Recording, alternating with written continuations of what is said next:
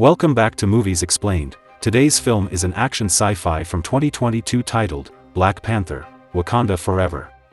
The movie begins with T'Challa, king of Wakanda, suffering from a life-threatening illness with no cure. His sister Shuri is frantically working in her lab to create an artificial heart-shaped herb that may save him, since her cousin Killmonger destroyed all the naturally grown herbs. Despite her efforts, she cannot produce the herb, and her AI system named Griot informs her that T'Challa's condition is rapidly deteriorating, and his heart rate is dropping. While she is busy trying to create the cure, her mother, Ramonda, visits her and informs her of her brother's death. The following day, T'Challa's funeral takes place, and the people of Wakanda bid farewell to their king. A year passes since the Black Panther's death, and Queen Ramonda now rules Wakanda. Shortly after, Western countries desire to get their hands on vibranium, so they attack the Wakandan lab. To their surprise, they were welcomed by Wakandan soldiers, who had already anticipated the attack. Later, the Queen attends an international meeting held at the United Nations, where leaders from all over the world try to pressure Queen Ramonda to share Wakanda's resources of vibranium as their former king T'Challa had promised. However, she firmly rejects the demand, stating that Wakanda has been protecting vibranium for thousands of years and will continue to do so. She warns everyone that the absence of the Black Panther does not equate to Wakanda being vulnerable, as its soldiers are capable of protecting their country. She then presents the agents who earlier tried to steal the vibranium. The American agencies and other countries continue their quest to find vibranium. Later, a search team operated by the United States discovers some traces of vibranium underneath the ocean. They send 2 divers to go and inspect it, but as they arrive near the vibranium, they get attacked by blue-skinned creatures who look like humans with water masks around their mouths. Suddenly, a strange sound hypnotizes everyone on the ship, and everyone starts jumping off the ship. The CIA agent calls for an airstrike, but they are all killed before any help can reach them. Everyone thinks that Wakanda is behind this attack, as they don't want anyone to get their hands on the vibranium. On the death anniversary of King T'Challa, Queen Ramonda asks Shuri to burn the white cloak she wore at her brother's funeral. She tells her daughter that this is the only way for her to move forward with her life. However, Princess Shuri is still not ready to stop mourning her brother. While discussing this topic, Namor, the king of Talokan, emerges from the river. They are both terrified by this unexpected visitor. He tells them that since they are responsible for revealing the existence of vibranium to the whole world, they should help him locate and eliminate the scientist who invented the vibranium finding machine. He leaves after giving them an ultimatum of 1 week to find the American scientist or face the destruction of both Wakanda and the whole world. After consulting with her council, Queen Ramonda tasks General Okoye with finding the inventor of the vibranium detector. However, the general requests to bring along Princess Shuri, but Queen Ramonda doesn't like the idea. After some persuasion, she agrees, so Shuri and General Okoye travel to America and meet with Agent Ross to uncover the scientist's identity. They are surprised to find out that the inventor of the vibranium detector is a 19-year-old MIT student named Riri Williams. When they meet with Riri and inform her about the situation, she doesn't believe them as she never made any machine for the government. She clarifies that she created the detector for a school project and didn't know its consequences. She then tries to flee, but Shuri and Okoye warn her that the Talokan army is pursuing her and they are her only source of protection against them. Riri takes Shuri and Okoye to her base so she can pick up her important things, including the design for her vibranium detector. Unfortunately, the news of Shuri and Okoye's arrival reaches the FBI, who come looking for them. Shuri suggests that they split up and meet later at a fixed location. Riri flies in her Ironheart suit while the other 2 use different vehicles to escape. The trio gets chased by the FBI, but they manage to evade all the obstacles and arrive at the bridge. However, the fight doesn't end there as they are attacked by Namor's army, led by Attila and Namor's cousin, Namor. General Okoye tries to defend the princess and Riri. Eventually, she gets overpowered, but just as the enemies are about to kill the scientist, Princess Shuri demands that they take her and Riri to their leader. The soldiers fulfill her request and take them to the underwater kingdom of Talokan. The following day, CIA agent Ross arrives at the crime scene, where he meets Director DeFontaine, his former spouse. The director believes that Wakandans were responsible for abducting Riri Williams. Both Ross and the director are there to investigate the crime scene. While the director converses with an officer about the previous night's events, Ross discovers and hides Shuri's Kimoyo beads. Upon the general's return to Wakanda, she reports to Queen Ramonda about her failure to protect the princess and the scientist from Talokan's army. The queen expresses her anger at Okoye's failure to protect her daughter and dismisses her from the position of general. After dismissing Okoye from her position, Queen Ramonda approaches Shuri's AI to inquire about Shuri's whereabouts.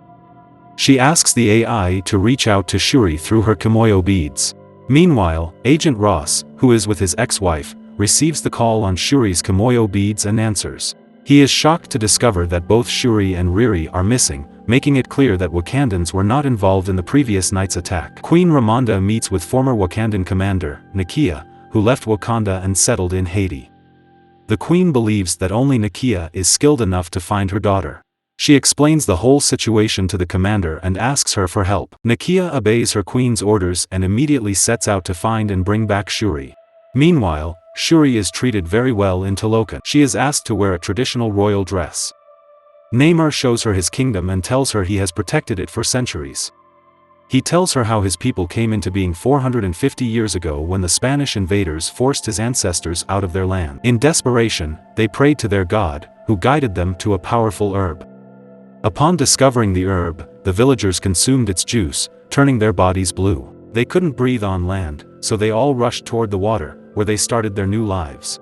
At the time, Namor's mother was pregnant, so when he was born, he had special powers, as he could survive both within and outside the water and was declared their king. After his mother died, he wanted to honor her wish to be buried on land, so he and his followers carried her body to their village. When they arrived at the scene, they witnessed the atrocities committed by foreign invaders on the Mayans. Namor's people burned down their homes and killed everyone. During this massacre, a Spanish religious man called him the child without love, so he took the name Namor because he doesn't care about the surface world. After sharing his story, he gave Shuri a bracelet made of the powerful Talokan herb. However, when he expresses his desire to attack and destroy the entire surface world, Shuri gets worried. Meanwhile, Agent Ross and Director De Fontaine meet with CIA officers. After learning of the president's intentions to wage war against Wakanda, Agent Ross suggests they cease their attack as they can't involve themselves in a war against a country whose military power they can't even comprehend. On the other hand, Queen Ramonda distracts Namor by calling him out on the surface to meet her while Nakia secretly enters the place where Shuri and Riri are being held and frees them after killing the guards. When Namor finds his dead people, he gets very angry and declares war on Wakanda. Namor leads his army in a direct assault on Wakanda, where the inhabitants live peacefully. The defensive wall is breached, and the city is invaded from multiple directions, causing chaos and destruction. Queen Ramonda orders her army to evacuate the surviving citizens, but Namor's army overpowers them, destroying the entire city and causing numerous casualties.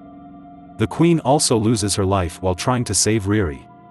He then leaves after warning everyone that this was just a glimpse of his power and that if they don't join forces with him in attacking the surface world, he will annihilate Wakanda. Fueled by her rage, Shuri is unwilling to mourn her mother's passing as she quickly resumes her work and once again tries to create the heart-shaped herb. Princess Shuri and Riri work together to create various weapons, including a new version of the Dora Milaje suit, which is equipped with advanced weapons and is much more powerful than before. Riri also upgrades the Ironheart suit. Shuri uses the bracelet given to her by Namor, which is made from powerful healing herbs, and combines it with Chala's DNA, hoping to engineer the special herbs. Her hard work finally pays off as she successfully recreates the heart-shaped herbs. Nakia helps her drink it, and Shuri gets transported into a vision, where she is surprised to find Killmonger, her cousin, instead of her brother.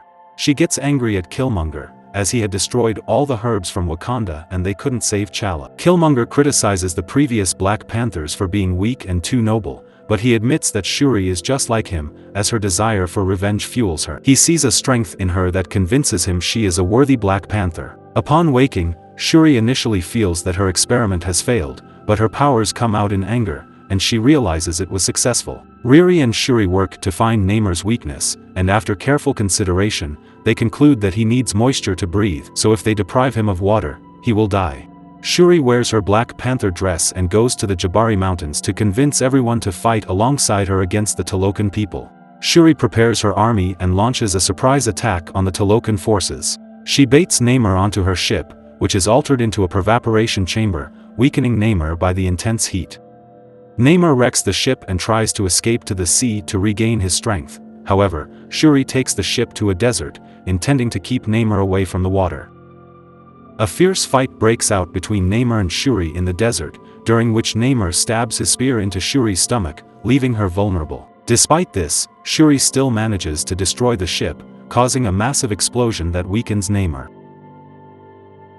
As Shuri threatens to take Namor's life, she is suddenly encountered with a vision from Queen Ramonda, who advises her to spare Namor to avoid further violence.